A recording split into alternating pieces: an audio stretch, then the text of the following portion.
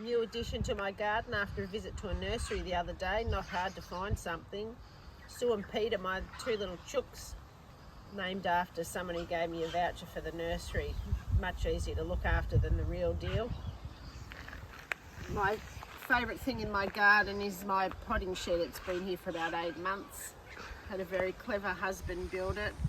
He's not a builder, but he has a go, and that's all you can ask for. Mostly with things that were laying around the house. Not that I collect junk, but I don't throw out things that could be used. Most of the little mini tin we had from an old bar we used to have in the shed. The windows came from a demolition place half an hour up the road. They were in a massive big window collection, and a couple of them had cracks in them, but for out in here it doesn't matter, just put a bit of silicone on them. Had to re-putty around the edges, don't look too close, does the job. The door came from the same place.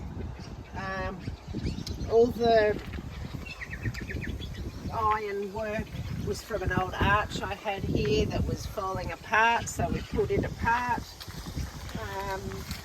Windows on the side were from the same demolition place. I was lucky to be 2 of them the same.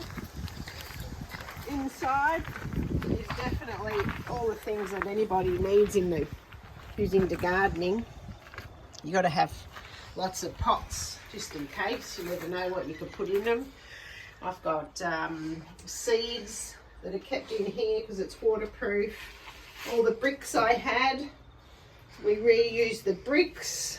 The workbenches for the tables were in the shed, and we got new decent workbenches, so I didn't throw them out, and they came into here.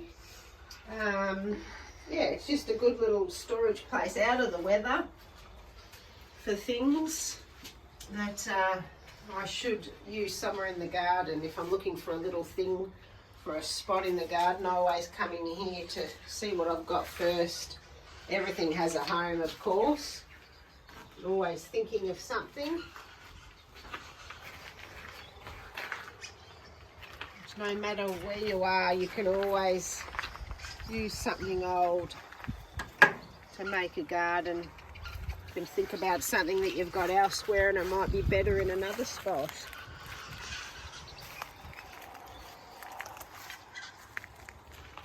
Another construction by a clever husband is the Chook house, and there used to be 4 veggie beds sitting here that needed fixing up.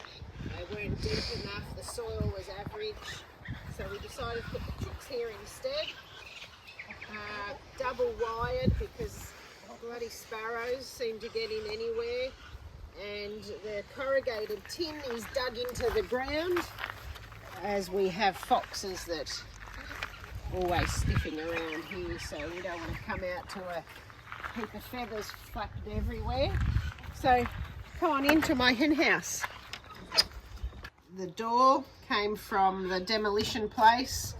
The paint on it is very difficult to get off, so we've left it on. I thought it made it look rustic. Well, that's my excuse anyway. The tin we had, we reused that from some other spot that we had it.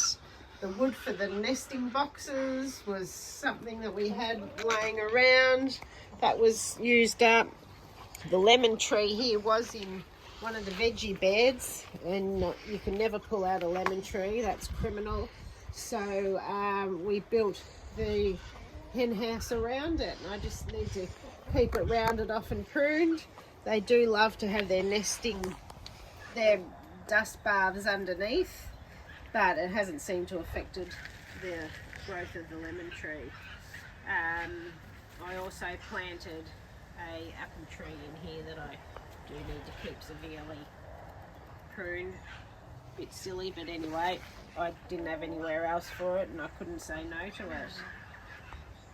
The lemon tree, the chooks seem to enjoy the leaves off the lemon tree. I've never known a chooks to eat citrus leaves, let alone the lemons, but anyway, they must be strange bred chooks around this area, so they keep the bottom of the tree pruned quite well. And they're all safe and sound locked in here at night time and all during the day. They sometimes do go out in the garden, but if you have had chooks, you know that they make one hell of a mess scratching around in your garden, and it can be quite annoying when you just put down fresh mulch and you come out and it's all on the footpath.